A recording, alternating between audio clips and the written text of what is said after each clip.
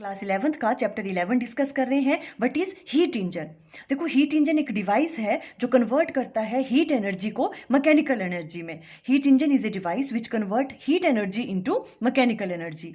अब heat engine के 3 main parts होते हैं। कौन कौन से होते हैं? फर्स्ट होता है आपके पास सोर्स, जिसका टेम्परेचर हम T1 ले रहे हैं, हॉट रिजर्वर भी इसे कहते हैं।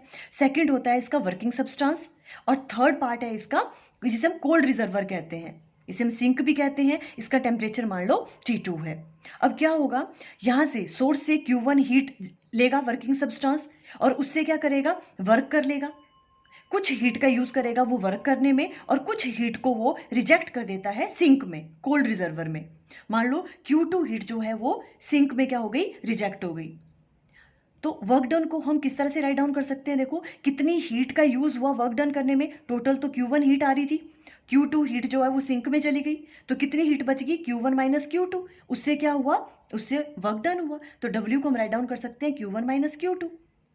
अब अगर इसकी परसेंटेज एफिशिएंसी की बात करें, इसे हम ईटा से डिनोट करते हैं, तो उसको निकालने का फॉर्मूला क्या होगा, जो भी आपके पास आउटपुट आ रही है, जो भी आपके पास यूजफुल वर्क डन हो रहा है, वो क्या है, W work done divided by कितनी इनपुट मिली थी उसको, हीट गिवन, कितनी हीट दी है, Q1 heat, heat given multiply by 100। तो W divided by Q1 multiply by 100।